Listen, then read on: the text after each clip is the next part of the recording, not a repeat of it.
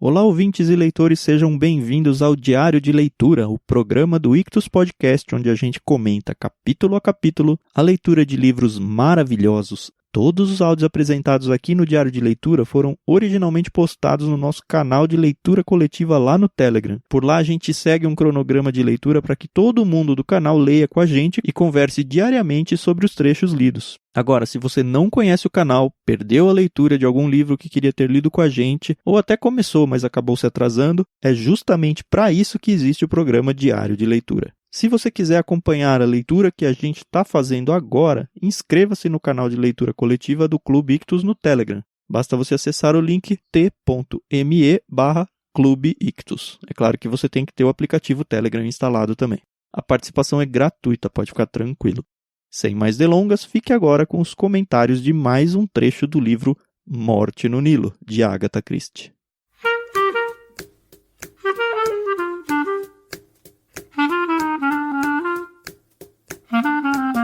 Bom dia, Carol! Chegando ao finalmente! Pois é, né? É triste, mas é bom, né? Aquela sensação de missão cumprida, né? Não é triste aí não. Esse tem 60 mil livros da Agatha Christie. Isso é lindo, maravilhoso. Não. Não vejo a hora da gente poder escolher outro para fazer novamente uma leitura coletiva. Eu sei que a lista é grande. Outro dela, você diz? Mas eu posso sonhar, não posso? Pode, a gente pode abrir um canal só da Agatha Christie, se você quiser. Aliás, será que existe? Vou pesquisar. Bom, mas hoje a gente vai do 25 ao 27. Espero que você que está ouvindo a gente aí acompanhando esteja firme na sua leitura. Aliás, eu duvido que se você chegou até a metade, você tenha parado, né? Porque é meio difícil. Realmente. Você fez a Renata ler o livro?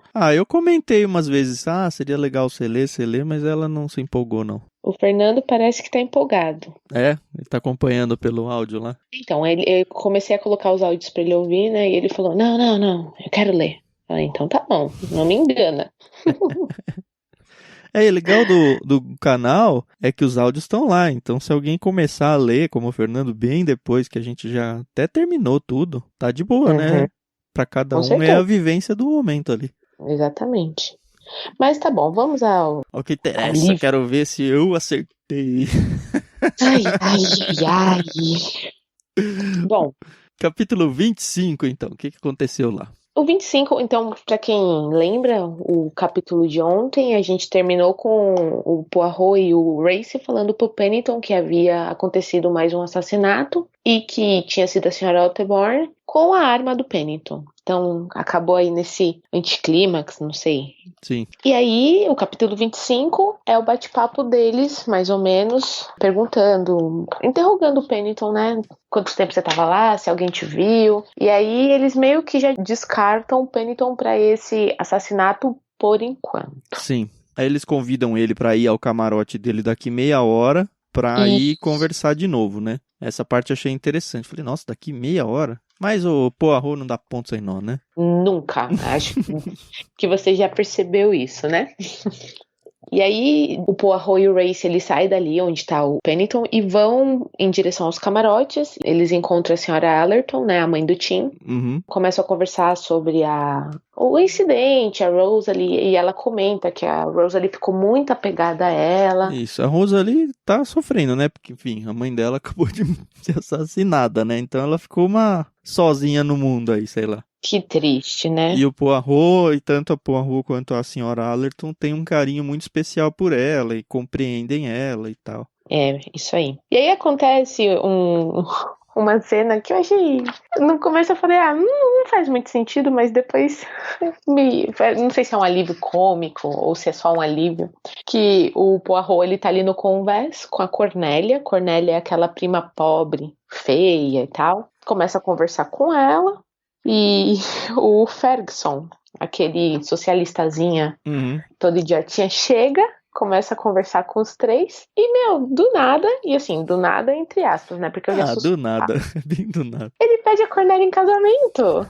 Ela tá brigando com ele, falando, nossa, o senhor é muito egoísta, que isso, que aquilo. Ele falando, o pessoal devia ter morrido mesmo, esses três aí não agregam nada pra sociedade. Não, mas eu tô com dó da filha.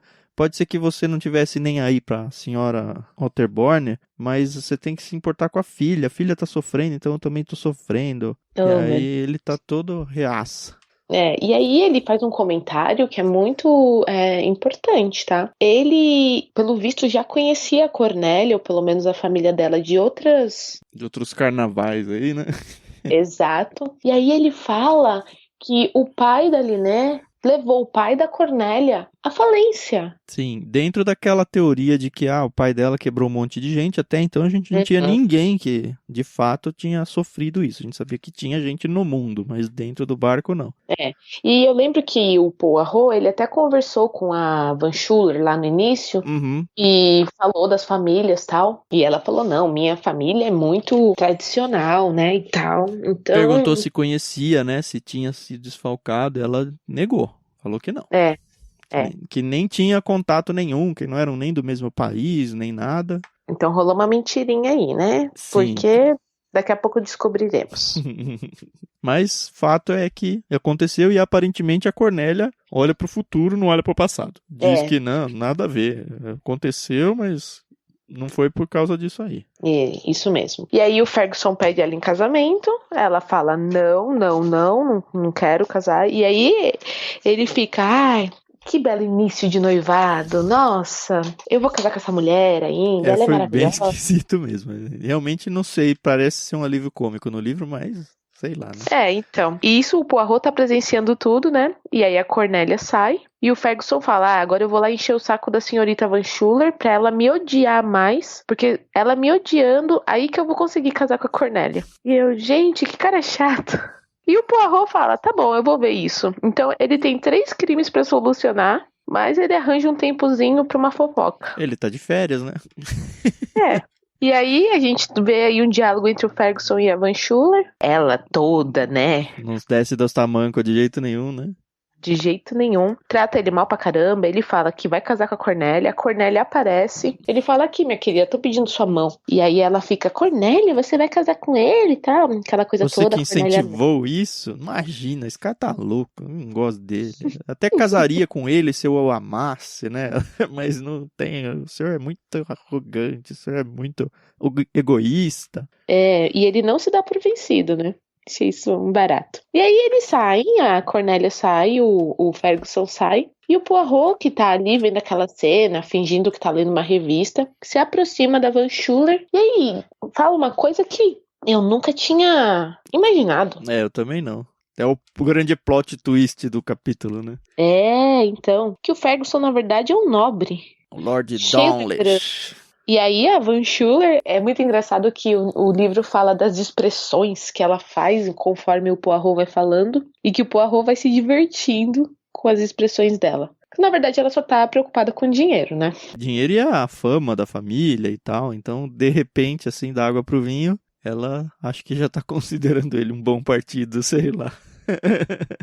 E aí a gente também descobre como o Poirot desvendou esse mistério. Quando ele foi no camarote, ele achou um anel com o brasão da família. E tudo faz sentido, né? Que o homem tem as roupas de baixo finíssimas. É verdade. Usa roupas mais gastas, porque depois que ele se formou em Oxford, olha que coisa, né? Ele decidiu que ele não ia mais seguir a nobreza. É o famoso comunista de iPhone esse aí, né? Foi... Ai, gente. Mas a última frase do capítulo é esquisita pra mim. Ele fala, Maui diz, finalmente tudo se encaixa. E aí eu escrevi do lado, não pra mim. Porque a gente, pelo que eu percebi aqui, ele sentou e começou a pensar. E aí tudo se encaixou na cabeça dele.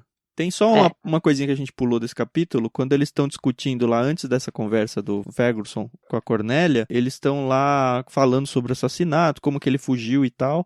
O Poirot fala, olha, o assassino conseguiu escapar sem ser visto, mas o assassino tinha 3 saídas. Todo mundo falou, imagina, 3, tem 2, ele vai pra direita ou pra esquerda. Ele falou, não. Ele poderia descer pela murada e fugir pelo convés inferior. E aí ele considera isso uma possibilidade, o que já descarta muita gente, porque a pessoa tem que ser ágil, né, pra fazer tudo o que fez. Sim. Então, por isso que... Van Schuller, pra mim, tá descartada já há algum tempo. Sim. Pelo menos no assassinato agora da Outborn, dá pra entender que não é ela. Esse do Outborn, eu acredito que seja um game muito ratinho, assim, rápido, né? Tem que ser, né? Ou Bom, foi o Tim que tava vindo, fingindo que e aí, tava vindo quando tava indo, né? pois é. Mas calma. Isso, aí a gente volta no capítulo 6 para aquela conversa que vai ter lá com o Pennington. E a gente lembra que eles falaram, não, chama ele daqui meia hora, porque na verdade na cabeça do Poirot ele quis chamar antes o Fantorpe, o que foi uma grande Isso. surpresa pro Sr. Race, mas Uhum. não pro Sr. Poirot, né? Não, e assim, o que eu acho legal é que o Race, ele super respeita, né, o tempo do Poirot. Então, porque fazer o quê? Também não adianta não respeitar, não vai acontecer nada. Aí eles chamam o Jim Fanthorpe, né, que é inglês, e começam a conversar com ele. E aí, Poirot é demais, né? O senhor é muito jovem, não tá doente pra ter que vir pra um lugar muito quente. A sua empresa não deve te pagar tão bem pra você simplesmente tirar férias aqui na Europa. Então vai contando aí, por que você tá aqui? É muito legal. E aí depois ele começa a falar, olha, teve uma conversa, eu nem lembro se o Poirot presenciou, mas provavelmente sim, né?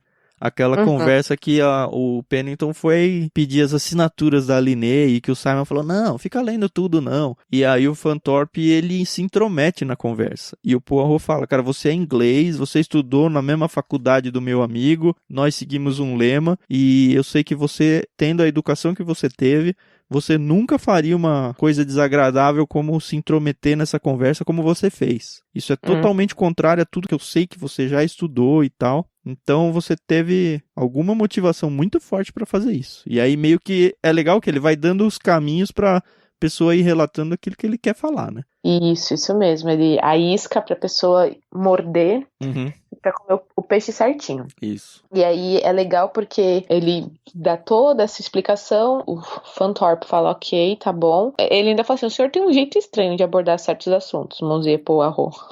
Mas eu compreendo aonde o senhor quer chegar. Aí ele, o único problema é que eu não tenho nenhuma informação exata pra lhe dar. E aí o Poirot fala, mas você suspeita de alguém? Aí ele, sim, de uma pessoa só. E aí a gente vai vendo que ele suspeita do Pennington. Isso. E é legal que ele fala, não posso forçar a barra. Ele falou, cara, as provas a gente corre atrás depois, né? Primeiro a gente Exato. acusa, depois a gente arruma as provas. E aí ele conta a história, né, que o Sr. Carmichael, que é o tio dele, é na verdade o procurador legal da Linné na Inglaterra. E o escritório do Pennington é o procurador legal na América. O que é bem Isso. esquisito na minha cabeça, que sou pobre, não tenho nenhum procurador legal, a pessoa ter vários. Acho que é porque o pai da Linné fez fortuna primeiro na América, né? Então. Não, mas por que não deixa tudo de um país só? Não sei. Mais pra frente a gente descobre que por falta de um eram 4, né? Então, exato. E aí eles começam a falar, né, que meu tio ficou aliviado, o meu tio, o Sr. Carmichael, o tio do Jim Fanthorpe, que sabia que o dinheiro da Linné ia passar a ser dela depois do casamento, porque ou ela completava 21 anos ou ela se casava pra poder ter direito à fortuna dela. Certo, pra ela comandar tudo, né? E aí É. eles ficaram, putz, eu acho que tem falcatrua lá do lado americano. Uhum. E ele vai tentar dar um jeito de, legalmente ali na papelada, resolver as falcatruas dele, forçando ela a assinar alguma coisa. E eu vim justamente para atrapalhar isso daí. E aquela intromissão que eu fiz lá foi a única alternativa que eu tive para, de repente, eu jogo para frente e resolvo aqui no pontual. Foi isso. É. E funcionou, né? Funcionou, mas, né, ele ainda comenta, né, a Linné é muito esperta, então ela ia ler toda a documentação, mas, na verdade, ele queria dar um aviso pro Simon, né, porque, pelo visto, o Simon era mais bobinho. O Poirot até pergunta pro Fanthorpe, quer me dar sua opinião sincera sobre um assunto? Se você quisesse fazer uma falcatrua, quem você preferia como vítima, o senhor ou a senhora Doyle? E aí o Fanthorpe sorriu, o senhor Doyle, é claro, a Linné era muito esperta. É. Na real, isso vale para qualquer um dos dois procuradores, né? Porque qualquer um dos dois podem estar envolvidos em falcatrua tentando tirar o seu da reta jogando nas costas do Simon. Verdade. Bom, nesse momento eles percebem que já está se aproximando o horário do Pennington entrar, né, com o Poirot, e o Jim vai embora. Sai espertão, sai de perto. Eu senti que ele não estava muito preocupado, né, que, Não tá bom. pareceu mesmo. O que vai me deixar um pouquinho triste, porque eu apostava minhas fichas nele. Mas ainda vamos lá, que o livro não acabou. Isso aí. Apesar que agora, esses próximos capítulos, a gente vai começar a desvendar um monte de outros plotzinhos até chegar no assassino na real, né? Sim, até porque a gente tá no penúltima leitura, né? Aí amanhã acaba. Amanhã acaba. Que triste. Mas tá bom, vamos lá. Aí o Pennington chega e eles começam a conversar. Primeiro começa a perguntar se ele era muito amigo do pai da Liné. E aí ele fala assim, a gente era amigo íntimo. Aí ele, vocês eram tão íntimos, né? Que você que ficou cuidando dos negócios, né? Da filha dele. Aí ele, em parte, né? Era eu e junto comigo 4 procuradores. E aí o Poirot fala, quantos já morreram? Essa pergunta foi demais, né? E ele, dois morreram. E aí a gente vê que é o Pennington, o Rockford, que apareceu lá no início, que é o sócio do Pennington, e o Carmichael, que é o tio do Jim. Eu não sei de onde você tirou esses 4 aí. Tão íntimos que ele morreu, o senhor nomeado procurador assessor, que herdara sim, em parte pelo menos. Respondeu Pennington novamente alerta e curado. Claro que eu não era o único procurador. Ridgway nomeou outros além de mim. Quantos já morreram desde então? 2. O outro, Sterndale Rockford, ainda está vivo. É seu sócio? Sim. Isso. Ai, desculpa, pessoal. Eu não sou de exata, eu sou de humanas. Mas assim, tem vários. Tem alguns, pelo menos, vários. Alguns. Sim. 2 já morreram. Tem o Pennington. Tem o sócio dele, E a gente sabe que tem o inglês, pelo menos, o tio lá do Fanthorpe. Isso. E agora, com certeza, a gente sabe que o Simon vai herdar toda a fortuna da Liné. É aqui que eles falam que, se ela passaria a ter controle total, ou com a maioridade em 21 lá no caso, ou com o casamento. E ela já casou, então é o Simon, com certeza, que herdou tudo. E aí a gente também percebe que o casamento não foi de fachada, né? Eles casaram pra valer mesmo. Da onde você tirou isso? Não sei, porque eu acho que por ter sido tão rápido, às vezes pode ter sido... Na minha visão, o Simon pode ter arranjado aí um casamento de fajuta, já que ele não liga pra dinheiro. Mas não, eles casaram bonitinho. Sei lá. Vamos ver. Não sei. Não tenho evidências ainda pra dizer isso, mas vamos ver. Tá bom, sigamos. Eles continuam conversando, até que o Poirot fala. Vai, fala aí. Deu ruim lá na sua parte, né? E o Pennington fica todo ofendido. Como assim? Claro que não. Ele fica tentando que o Pennington diga, confirme, né, que tem alguma falcatrua nas contas todas lá da Liné, e ele fica negando, até que no fim ele dá uma escorregadinha, eu acho, né? Ah, não, mas calma. Antes disso, eles falam do barco, do né? navio. Isso. Que o Pennington fala que veio no Carmanique. E aí, no dia que eles foram revistar o camarote dele, viram que as etiquetas nas malas não era do Carmanique, e sim do Normandie.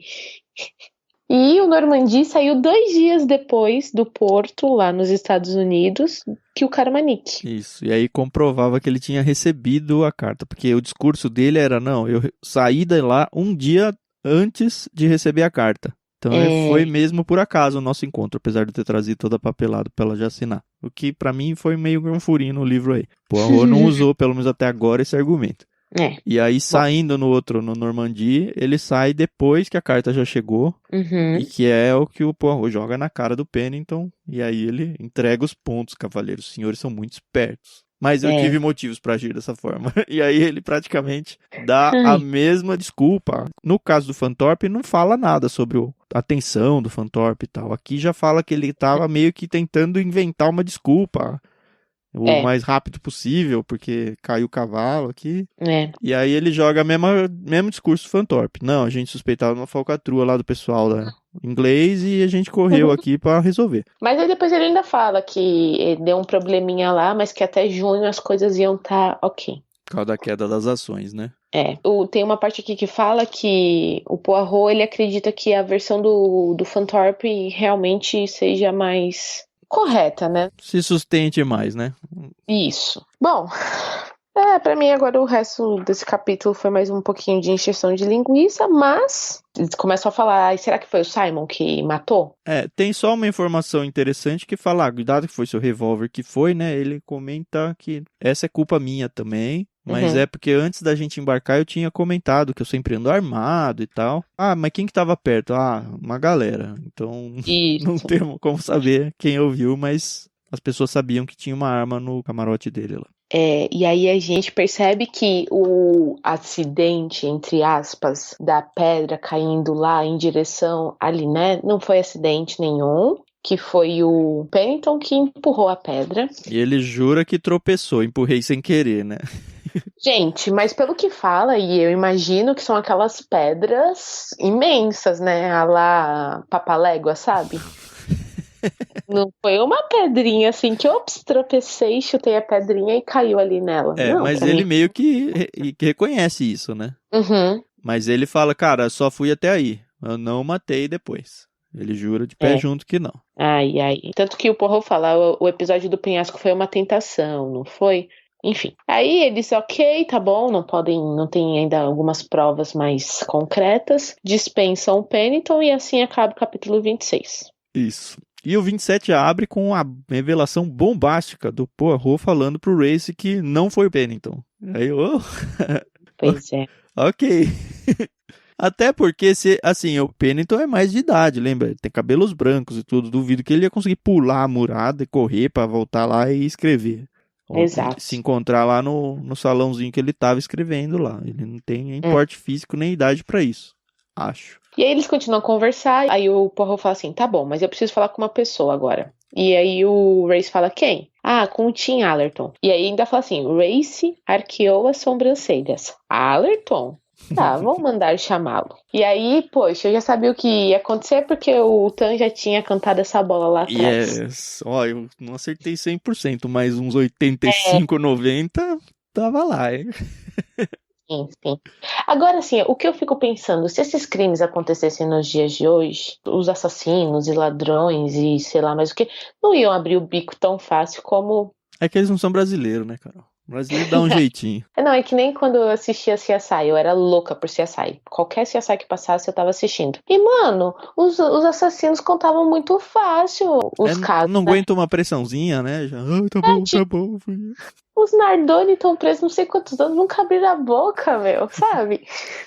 Enfim, continuemos. E aí chamam o Tim, e aí começa a conversar, tal. E aí ele fala, eu sei que você é o ladrãozinho. E aí fala da Joana, e aí conta que, putz, lá na Scotland Yard, que é a polícia investigativa inglesa. Tem um cara que é o Inspetor Japp, que já apareceu em outros livros, é amigo do Poirot, que está investigando aí um caso muito estranho de roubos de joias na alta sociedade. Isso.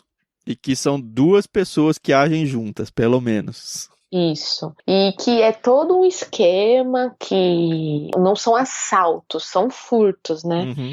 E que a pessoa, ela deixa sempre uma cópia. Uma réplica para não dar na cara. O que já leva lá pro começo do livro, lembra que teve acho que um diamante, teve uma outra senhora, porque me roubaram as pérolas no mar lá e tal.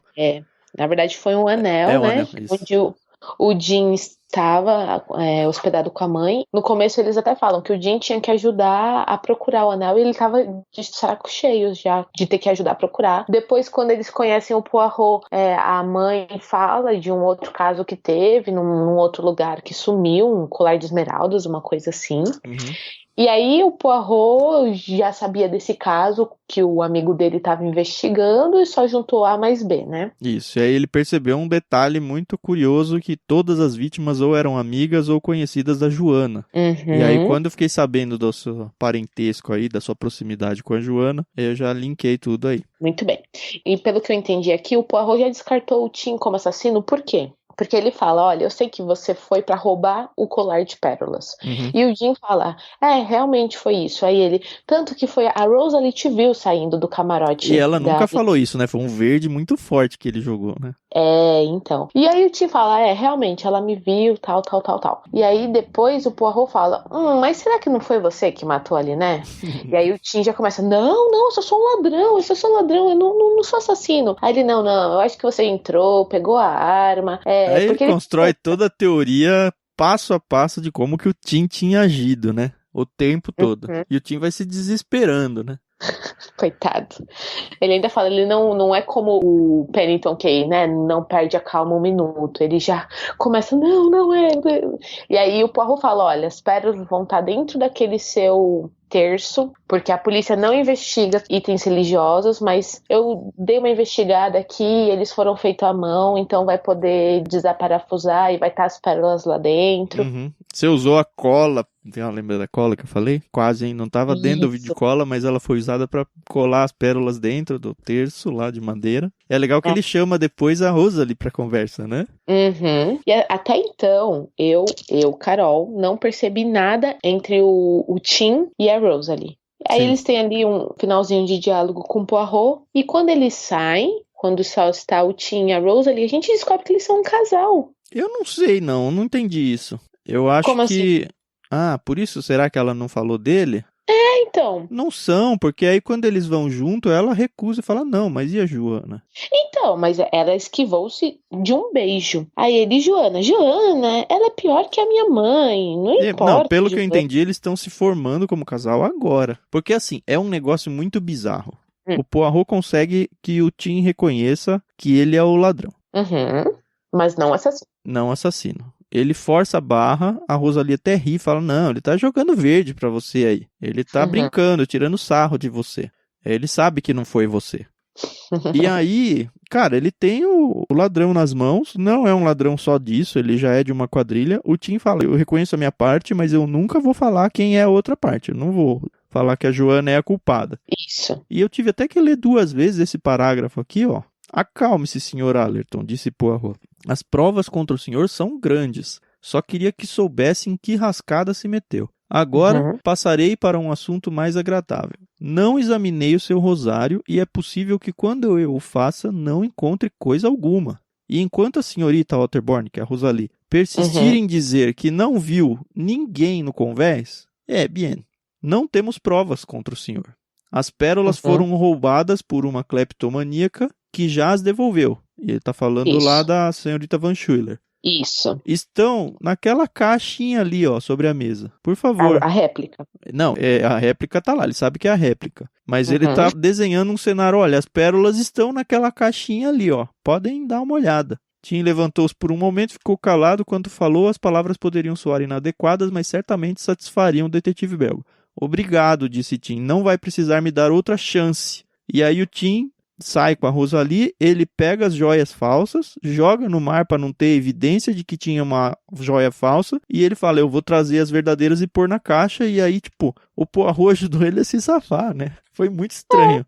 Eu não sei se isso é normal pra você, mas pra mim isso não é muito estranho. Ele pegou, ok, não foi o assassino, mas ele pegou um ladrão serial, sabe? Não é de agora. Ele falou, ó, beleza. E aí depois que eu fiquei pensando, cara, por que ele fez isso? E aí eu entendi por quê. Porque ele gosta muito da Rosalie. E aí ele falou, cara, ela ficou sem mãe, ela tá sozinha no mundo, a mãe do Tim gosta pra caramba dela, já até se ofereceu pra ficar com ela no camarote, pra ela não ficar sozinha. Se eu der uma aliviada aqui, os dois ficam juntos, e aí ela vai se sair bem no fim de toda a história. Essa foi a motivação que eu pensei. Por isso que eu achei que o casal se formou agora. Porque o Poirot meio que foi o cupido da coisa. Olha, não sei. Eu tenho que te dizer que eu entendi o que você pensou, faz sentido. Só que lembra que a Jaqueline também cometeu um crime, então eu não sei se o Poirot vai deixar isso barato, assim. Afinal de contas, ele trabalha pra lei. Isso do Tim ou isso da Jaque está falando? Dos dois. Que ele pode ter dado uma aliviada agora, porque ele tem um peixe maior, né, pra pescar, que é o assassino. Mas ele praticamente desfez de todas as provas que ele tinha pra acusar o Tim, né? Verdade. Mas ele pode dizer pro inspetor Jepp ficar de olho nele e... É como eu disse, algumas vezes alguns outros personagens aparecem em outros livros, então talvez a gente encontre o Tim em outra história. Enfim, mas faz sentido isso que você falou, no sentido de que ele acabou de se livrar das provas. Sim. O fato é que os dois ficam juntos, o Tim e a Rosalie. O Tim fala, cara, a Joana não tem nada a ver, esquece, né, que eu não gosto dela. Minha mãe, inclusive, eu vou contar tudo que aconteceu pra minha mãe... E ela vai talvez ficar feliz porque a Joana vai sair da minha vida. O capítulo 27 termina com a mãe do Tim falando, ai, meus queridos filhos, minha querida, era o que eu mais desejava no mundo. Que eles vão falar pra mãe que eles estão juntos, né? Termina com todo mundo ali chorando, feliz, se abraçando, e assim acaba o capítulo 27. Isso. E a leitura de amanhã vai encerrar com a grande revelação de quem foi o assassino ou os assassinos, né? Como que tudo aconteceu. É. Poucas páginas aí pra se encerrar tudo e o fim de uma saga. Ai, E aí, você acertou alguma coisa aí? Você que tá ouvindo? Supôs certo, supôs errado? É interessante, eu quero ver muito como as pessoas elas estão encarando essa história e vamos ver como que vai ser lá no Telegram. Quero muito saber quem que as pessoas acham que é o assassino ou os assassinos, né? Porque até então... Então, é a última chance pra colocar lá no chat quem você acha que matou, hein? Antes de ler, não vai roubar, hein? Não vai dar uma ditinha. Pois é. É isso aí, pessoal. Então amanhã a gente volta para encerrar, para comprovar ou descomprovar nossas teorias e Qual começar... que é a sua, Carol? Quem que matou? Quem que matou? Eu acho que foi o Pennington. Mesmo sendo mais óbvio, porque o Porro falou que não foi o Pennington, hein? Não, que não foi o Pennington que matou a Otterborn. Ah, tá bom. Então tem que ter mais gente envolvida. Tem. Eu ainda posto no Fantorp, mas por causa da meu orgulho pessoal. Mas você não pode pensar que o Fantorp e o Pennington estão juntos? Afinal de contas, os dois têm muito a ganhar. Ah, eu acho que não casa lá com o começo do Fantorp sair correndo. A menos que sejam os dois juntos, um tentando passar o pé no outro, no fim das contas. Não sei. Vamos ver. Amanhã a gente descobre. Beleza. Falou. Até amanhã, galera. Até.